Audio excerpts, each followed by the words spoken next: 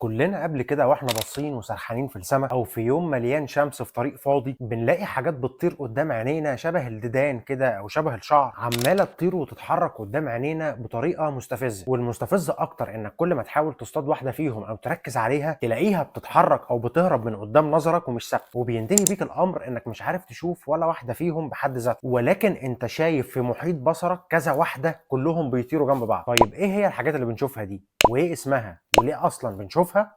هحكي لك.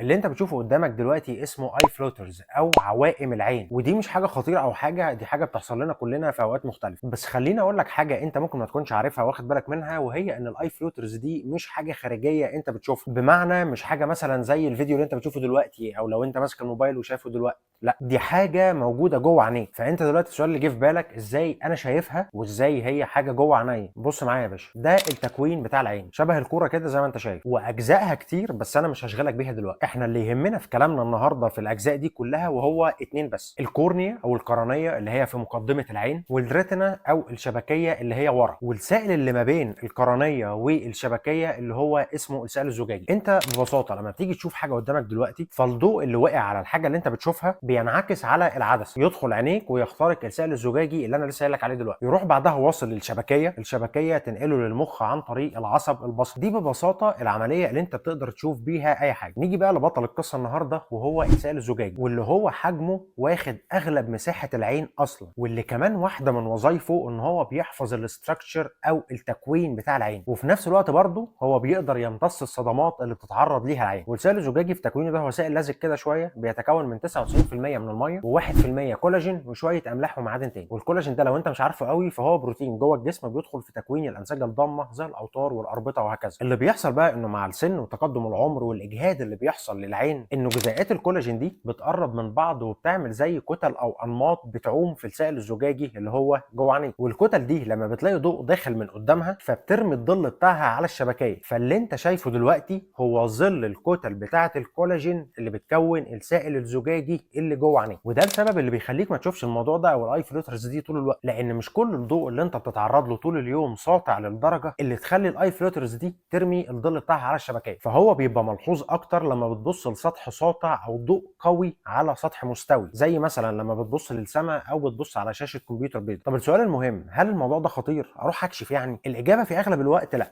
وخصوصا لو سنك مش كبير. تبتدي تقلق بس لما تلاقي نفسك بتشوف الاي فلوترز دي بشكل كتير وبشكل متكرر والمده طويله، وتبتدي تقلق اكتر لما تلاقي ان الاي فلوترز دي ابتدت تغمق او تبقى باللون الاسود وتحسها بقت ضبابيه شويه ومأثره على مجال رؤيتك. في اللحظه دي تسيب اي حاجه في ايدك وتروح تكشف عند اقرب دكتور عيون جنبك، واللي ساعتها هيقول لك انك عندك حاجه اسمها BVD او انفصال الجسم الزجاجي الخلفي. وده باختصار ان السائل الزجاجي ده بدل ما كان مالي كل الفراغ اللي قدام الشبكيه ابتدى ينكمش ويفصل عن الشبكيه، وبكده مع الوقت بيبتدي يسيب فراغ بينه وبين الشبكيه. وده بيحصل مع تقدم السن اكتر وسهل علاجه. فبعد كده لو انت سرحان في السماء او في البحر او في شاشه كمبيوتر ولقيت اي فلوترز او حاجات بتطير قدامك، عادي ما تقلقش، دول شويه عوائم عين هيختفوا ويروحوا لحالهم لما تبص على حاجه مختلفه. كل اللي عليك ساعتها انك تفتكر اذا كنت عملت لايك وشير للفيديو ولا لا، سبسكرايب للشانل عشان تشوف كل الفيديوز الجايه.